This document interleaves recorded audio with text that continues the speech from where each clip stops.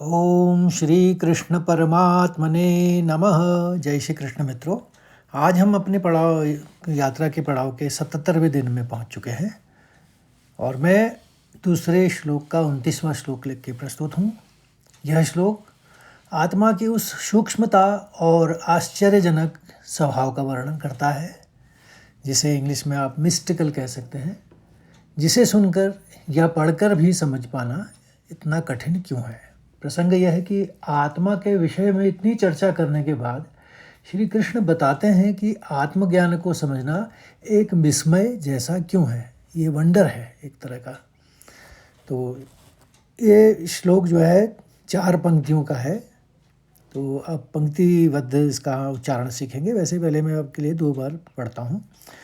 आश्चर्यवत पश्यति कश्चिदैनम् आश्चर्य वदति तैथैव चान्यः आश्चर्यवचनैमन्यश्च शृणोति श्रुत्वाप्येनौ वेद न चैव कश्चित्।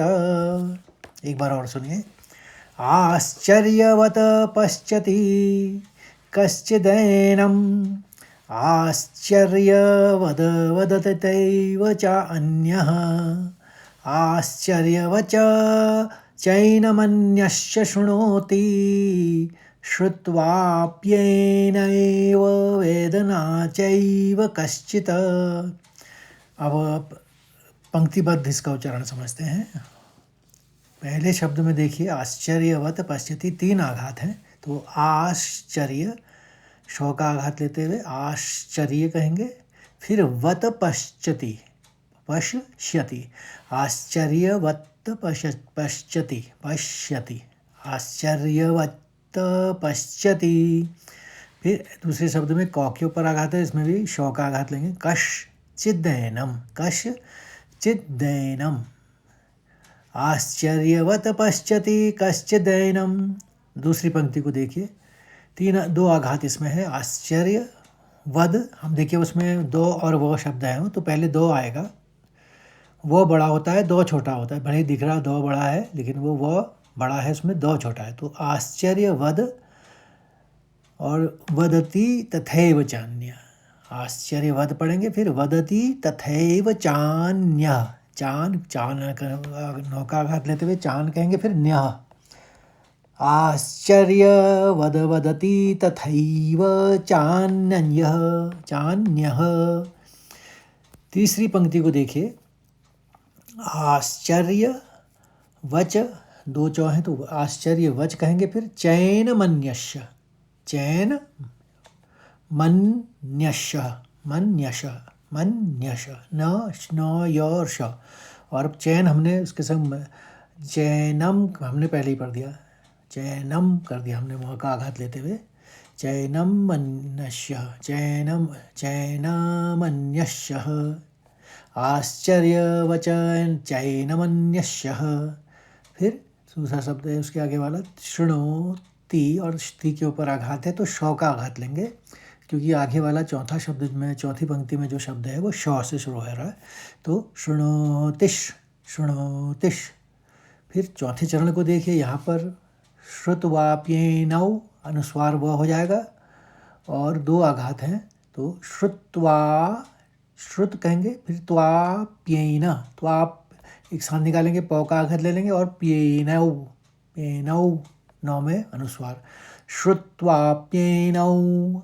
फिर वेद वेद वेद नाचैव, कौ के ऊपर आघात, शॉल पहले निकलेगा, कश्चित कश्चित। अब चौथे पंक्ति को फिर से सुनिए, श्रुत्वाप्येनौ वेद न चैव कश्चित्। अब मैं 2 बार फिर से पढ़ता हूँ। आश्चर्यवत पश्यति कश्चिदैनम् आश्चर्यवद वदति तैव चान्यः आश्चर्यवच चैनमन्यश्च शृणोति श्रुत्वाप्येनैव वेद न चैव कश्चित्।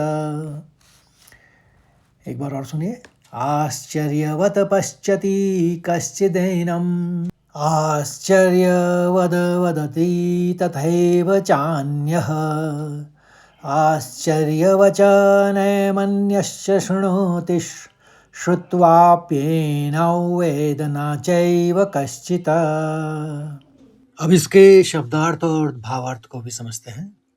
आश्चर्यवतः, आश्चर्य की तरह यानी वंडरमेंट। पश्यति, देखता है। कश्चित, कोई एक। एनम, इस आत्मा को। वदति, बताता है या कहता है।